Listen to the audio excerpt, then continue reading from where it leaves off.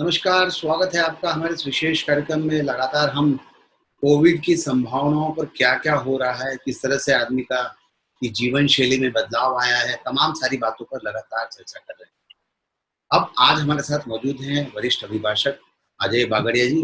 बागड़िया जी, स्वागत है आपका हमारे इस कार्यक्रम में। नमस्कार सुनील भाई। मैं कोर्ट की जो समय की स्थिति हमेशा हम कोविड के पहले या कोरोना के पहले देखते आए हैं, तमाम सारे लोग होते हैं, भीड़ होती है और लोगों को सोशल डिस्टेंसिंग जैसी किसी चीज़ के बारे में कोई अवेयरनेस है नहीं। लेकिन जब इस बीमारी ने दस्तक पूरे विश्व में दे दी है, तो मैं यहाँ से शुरू करता हूँ कि इस प्रक्रिया में किस तरह से बदलाव किया जा सकता पहली बात तो मैं आपसे निवेदन करूं कि हम देख रहे हैं कि जो वर्स्ट पीरियड था कोविड का वो हिंदुस्तान में ईश्वर की कृपा से पूरा ओवर हो चुका है। है। अब हम लोग धीरे धीरे विकास के और प्रगति के और वापस नॉर्मलसी के पथ पर अग्रसर हैं और ईश्वर ने चाहा तो 15 दिन से महीने भर में पूरे देश में नॉर्मलसी देखेंगे। बहुत बढ़िया। लेकिन उस समय तक को इस वजह से कि क्योंकि लिटिगेंट सफर ना करें, लिटिगेंट्स के और सिटीजन्स के इंटरेस्ट को मद्देनजर रखते हुए एक प्रोसीजर निकाला गया है मध्य प्रदेश हाईकोर्ट के द्वारा ऑनरेबल चीफ जस्टिस के उनपे अनुमोदन पे। वो ये है कि वीडियो कॉन्फ्रेंसिंग के जरिए मुकदमों की सुनवाई का प्रोसीजर अडॉप्ट किया गया है। वीडियो कॉन्फ्रेंसिंग अगर संभव हो तो जैसा कि मैं अपने ऑफिस में बैठ करके अभी आपसे कर रहा हूँ, तो घर में बैठ करके प्रॉपर वकालत की ड्रेस को पहन करके, कोट बैंड गाउन को पहन करके, अगर हाईकोर्ट का मैटर है और ट्रायल कोर्ट का मैटर है तो ट्रायल कोर्ट में अलग से एक जगह बना करके वीडियो कॉन्फ्रेंसिंग की ट्रायल कोर्ट में आप अपने मुकदमे की पैरवी कर सकते हैं। और शुरू में जरूर थोड़ी सी 1 से 2 दिन या 3 दिन को लेकर के इसमें कुछ उहापोह की स्थिति थी, कुछ इस तरह से था कि पूरी स्थिति पूरी चॉकआउट नहीं हो पाई थी। लेकिन वो जो टीथिंग प्रॉब्लम अब ओवर हो चुकी है और बड़ा systematically without any friction flawless procedure चल रहा है कोर्ट में और मुकदमों की सुनवाई हो रही है। आपने कहा कि वीडियो कॉन्फ्रेंसिंग के जरिए शुरुआत होना चाहिए। मैं यहाँ जानना चाहता हूँ, क्या हमारा इंफ्रास्ट्रक्चर कोर्ट का इतना स्ट्रॉन्ग है कि मान लीजिए उच्च न्यायालय में तो सारी व्यवस्थाएं हैं, लेकिन क्या जी। जिला न्यायालय या अन्य न्यायालयों में इस तरह की व्यवस्था किया जाना संभव है? जिला न्यायालय में क्योंकि लिटिगेंट्स का आना जाना सुनील भाई जरूरी है, क्योंकि वहां विटनेसेस एग्जामिन होते हैं, इसलिए थोड़ी सी दिक्कत जरूर आएगी। लेकिन धीरे धीरे ये सिस्टम जब कोर्ट पूरी तरह से खुलेगा, अभी कहना मुश्किल है कि 1 जून को खुलता है या 15 जून को खुलता है, जो भी निर्णय प्रशासन या शासन या ऑनरेबल चीफ जस्टिस इस विषय में लेते हैं, तो जब कोर्ट खुलेगा तो लोगों को धीरे धीरे अपने आप ही ये एक आदत में बात आ जाएगी। जैसे आज आपके और मेरे बीच में आदत में आ गई कि किसी से हाथ नहीं मिलाना या गले नहीं मिलना या पास में खड़े होकर बात नहीं करना, ये आदत में अगर चीज आ जाएगी तो ये समस्या नहीं आएगी। पर तब तक के लिए तो लिटिगेंट्स को आने की जरूरत नहीं है, क्योंकि मुकदमे एविडेंस पे नहीं चल रहे हैं। जो बेसिक बेल एप्लीकेशन है, इंजंक्शन एप्लीकेशन है, उनकी जो अर्जेंट सुनवाइयां वो अच्छी तरह से एक अच्छी प्रक्रिया के थ्रू हो रही है, वीडियो कॉन्फ्रेंसिंग में, ट्रायल कोर्ट में भी, जिला कोर्ट में। यहाँ एक सबसे बड़ा सवाल आता है, जब हम जिला कोर्ट में जब भी प्रवेश करते हैं, कोर्ट में जाते हैं, तो हमेशा एक लवाजमा होता है, भीड़ होती है और कई बार ऐसा, इस बात से आप सहमत होंगे कि एक अगर कोई व्यक्ति है, एक कोई पक्षकार है, तो उसके साथ 5-6 लोग तो ऐसे ही घूमते हुए चले आते हैं, तो उनकी भीड़ तो एक अलग होती ही है। और बाबू के पास जाते हैं तो एक साथ 5 से 6 लोग खड़े होते हैं, तारीख के लिए खड़ा होता है, कोई पेशी के लिए खड़ा होता है। तो इसी जगह जो तमाम सारी चीजें हैं, उस पर कैसे अंकुश लगाया जाए? देखिए, कुछ अंकुश तो प्रशासन को लगाना पड़ेगा कि अगर आपके मुकदमे में आप गवाह करें, तो अगर आपकी गवाही नहीं है तो आपको न्यायालय में आना जरूरी नहीं है। बहुत सीधी सी बात है।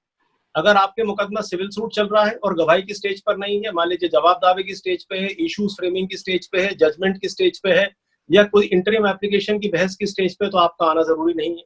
अगर क्रिमिनल केस आपका चल रहा है तो एक्सेप्ट की फ्रेमिंग ऑफ चार्ज में जब आपको जवाब देना हो और या फिर आपकी गवाही हो एज अ प्रोसिक्यूशन विटनेस या एज अ डिफेंस विटनेस, तो ही आपका आना जरूरी है, वरना आपका आना कतई आवश्यक नहीं। तो ये आने की आवागमन जो है, आवागमन बंद करेगी प्रशासन। दूसरी बात यह है कि अगर आपको आना जरूरी है गवाह के रूप में, तो अकेले आइए, आपकी गवाही का प्रमाण दीजिए, आपको कोर्ट का समन्स आता है वो दिखाइए और आप अंदर आइए।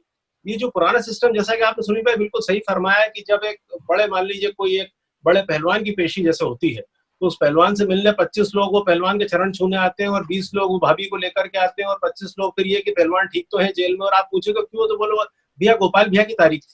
ये गोपाल भैया की तारीख पे जो आने वाली भीड़ है, इसको कंट्रोल करना बहुत जरूरी है, और ये धीरे धीरे लोग खुद भी करेंगे। क्योंकि जिस प्रकार से कोर्ट में आने वाले व्यक्ति को बाहर के व्यक्ति से संक्रमित होने का खतरा है, बाहर के व्यक्ति को भी कोर्ट में रहने वाले व्यक्ति से संक्रमित होने का खतरा है। तो ये जब तक वैक्सीन, जो कि सितंबर अक्टूबर में आने की पूरी तरह से उम्मीद है, जब तक वैक्सीन एक बार डेवलप होकर सिस्टम में नहीं आएगा तब तक ये प्रोसीजर अडॉप्ट किया जा सकता है। बहुत मुश्किल बात नहीं है सुनील भाई, जो आज मुश्किल जरूर लग रहा है लेकिन आने वाले समय में ये हमारी आदत में डट जाएगा, तो बहुत मुश्किल नहीं। एडवाइजरी इसको लेकर कुछ बनाए जाने की जरूरत लगता है आपको कि सम्मानीय न्यायालय के जो कर्ता धर्ता है उनको उस पर कोई एडवाइजरी बनाना चाहिए? निर्णय तो सुनील भाई जुडिशियल सिस्टम का निर्णय ऑनरेबल चीफ जस्टिस की सरपरस्ती में ही सारा जुडिशियल ऑफिसर्स लेंगे, जो अलग अलग एडमिनिस्ट्रेटिव जजेस हैं तीनों बेंचेस के हैं ऑनरेबल चीफ जस्टिस के अलावा। उनके अलावा जो पोर्टफोलियो जजेस हैं जिस कोर्ट के, जैसे मान लीजिए कि इंदौर की डिस्ट्रिक्ट कोर्ट के जो पोर्टफोलियो ऑनरेबल जज हैं वो लेंगे निर्णय, और साथ ही साथ डिस्ट्रिक्ट जज वगैरह को भी इसमें इंक्लूड करके और जुडिशियल ऑफिसर से एक निर्णय लेकर के, संगनमत होकर के जो निर्णय लिया जाएगा, कंसेंसस जो बनेगी उसका इम्प्लीमेंटेशन होगा। वो इम्प्लीमेंटेशन प्रशासन के माध्यम से होगा। देखिए आज की स्थिति हम जब देख रहे हैं सुनील भाई, तो प्रशासन सड़क पे है। आज स्वास्थ्य विभाग हो, पुलिस विभाग हो या एडमिनिस्ट्रेशन हो, वो पूरी तरह सड़क पे है। ये स्थिति तब नहीं होगी जब शहर धीरे धीरे 1 जून से या 25 मई से खुलने लगेगा। जब खुलेगा तो ये अधिकारी थोड़े से फ्री होंगे। तो ऐसी जगह पे जहां पब्लिक के गैदरिंग की संभावना ज्यादा है, जिसमें कि न्यायालय एक बहुत बड़ी जगह है, तो वहां ध्यान जब दिया जाएगा तो लोगों को लगेगा कि भाई हमारी एक बेवजह एंट्री प्रोहिबिटेड है, निषेध है, हमारा प्रवेश निषेध है, अनलेस कि हम खुद विटनेसेस है, तो हो जाएगा। कोई बहुत बड़ी बात उसको तकलीफ का कारण मुझे नहीं दिखता इसमें। मैं एक किस्सा सुनाता हूँ। आप भी क्रिकेट को काफी अच्छे से समझते हैं और क्रिकेट को लेकर कई सारी बातें मेरे जहन में आपको लेकर है, जानता भी हूँ। मध्य प्रदेश क्रिकेट एसोसिएशन ने कई बार इंदौर में अंतर्राष्ट्रीय क्रिकेट मैचों की मेजबानी की है, और जब इस तरह के मैचेस की मेजबानी होती है तो कई सारे अवांछित और जो लोग वहाँ, जिन लोगों को इनवाइट नहीं किया जाता था, वो लोग वहाँ हर बार प्रेस की गैलरी में आकर बैठ जाते थे। तो मध्य प्रदेश क्रिकेट एसोसिएशन ने क्या किया कि सबसे पहले तो क्रिकेट से जुड़े पत्रकारों का एक्रीडेशन स्टार्ट किया, और उनके एक्रीडेशन के बाद उनको लेकर बारकोड वाले उनके पासेस इश्यू कर दिए गए, जो और पर्टिकुलर मैच के पासेस भी उनसे पहले मंगवा लिए जाते थे आवेदन, और उसके बाद इश्यू कर दिए जाते थे। तो आज हालात ये है कि उस प्रेस बॉक्स में सिर्फ और सिर्फ खेल पत्रकार या जो लोग जिन्हें उस मैच को कवर करने के लिए कहा गया वही आते हैं, इसके अलावा अन्य कोई लोग नहीं आते हैं। वहाँ सीधा बारकोड स्कैन का एक सिस्टम है जिसकी वजह से वो एंट्री होती है। तो यहाँ में एक छोटा सा सजेशन मेरी तरफ से था कि अगर इस तरह की व्यवस्था, जो कि बहुत मुश्किल काम नहीं है, अभिभाषक संघ अपने तौर पर बारकोड वाले पासेस अगर अपने सदस्यों को जारी कर देगा तो उनकी एंट्री उनके बारकोड के वहां से हो जाएगी, और बचे हुए शेष लोगों को, जो अगर कोर्ट में मान लीजिए 1000 पक्षकार लोग रोज आते हैं, तो उन 1000 पक्षकारों को ऑनलाइन या कोर्ट के बाहर कोई ऐसी व्यवस्था हो जहां जाकर वो अपने मुकदमे का नंबर दे, वहीं से एक बारकोड इश्यू हो जाए, वो उसी दिन के लिए वैलिड हो और वो अंदर एंट्री हो जाए और उसके बाद वो खत्म हो जाए। तो इस तरह की अगर व्यवस्था की जाएगी तो कोर्ट के अंदर बेहिसाब जो भीड़ है वो कम होगी, और निश्चित तौर पर सोशल डिस्टेंसिंग को फॉलो करने में मदद मिलेगी। बहुत अच्छा सजेशन है सुनील भाई, और क्योंकि मैं एमपीसीए से खुद जुड़ा हुआ हूँ और खुशकिस्मती से एमपीसीए का स्टैंडिंग काउंसिल भी हो, तो मुझे जानकारी है जो बात आप कह रहे हैं 100% सत्य है।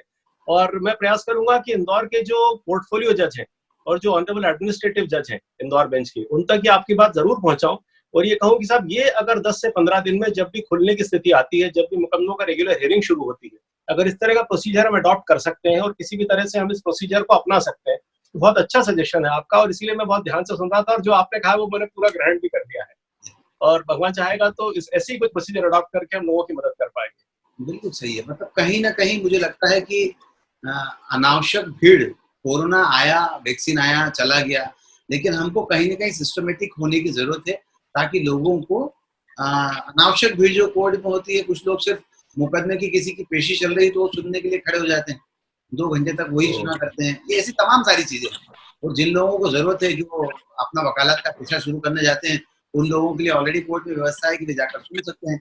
पर जिन लोगों का किसी के मुकदमे से कोई लेना देना नहीं होता, वो भी सिर्फ की सजा क्या सुनाई जा रही है या फिर ये मुलजिम कौन है उसको देखने के लिए भी कोर्ट में आ जाते हैं। तो इन गतिविधियों पर भी जरूर रोक लग सकती है। हमारे यहाँ सुनील भाई जो आपने सही फरमाया, दूसरे तरीके से देखें तो देखिए फॉरेन कंट्रीज में बहुत सारे मुकदमे जो चलते हैं, मैंने इंग्लैंड में भी बेली ट्रायल्स कुछ अटेंड करी है और कुछ दूसरे देश में भी देखा है, दुबई में भी मैंने कोर्ट अटेंड करी है जाकर के, सिर्फ क्यूरियसनेस की वजह से, क्यूरियोसिटी की वजह से।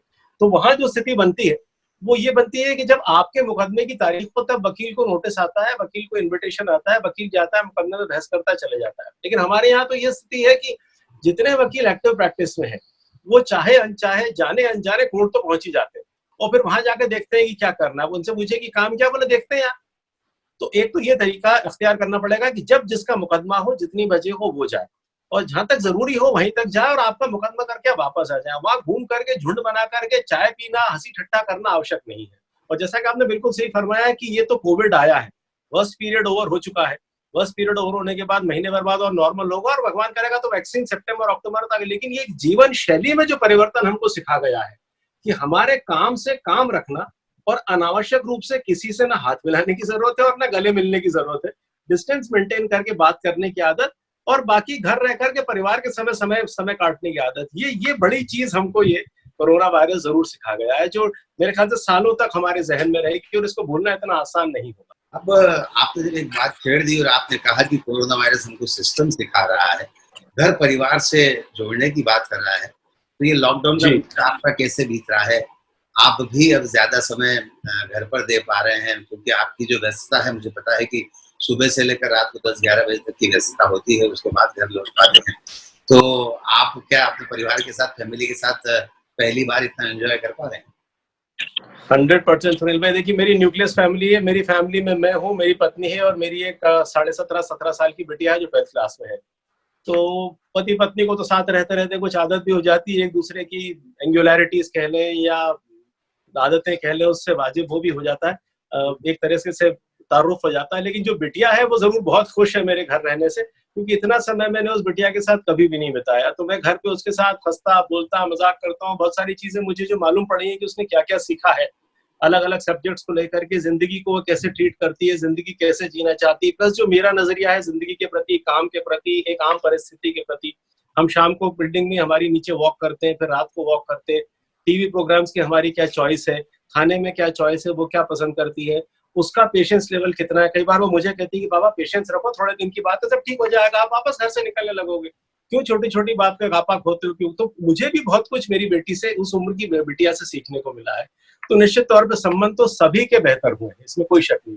बहुत अच्छी बात कही आप, परिवार के साथ समय दे पा रहे हैं, अपना पेशेंस लेवल चेक कर पा रहे हैं, तमाम सारी बातें हैं। अजय बावड़िया जाने माने एडवोकेट हैं और ज्यादा लाइमलाइट में नहीं आते, लेकिन जब ये मुकदमे लड़ते हैं और जब अपनी इनकी उपस्थिति कोर्ट में दर्ज होती है तो वो अंदाज अलग ही होता है, वो अंदाज बयां अलग ही होता है। बहरहाल अजय भाई, उम्मीद है कि हम जो बातें कर रहे हैं, आपके माध्यम से जो कोर्ट के सिस्टम में बदलाव की बात हो रही है, कहीं ना कहीं हम उस कोशिश में अपना योगदान दे पाए तो बड़ी बात होगी।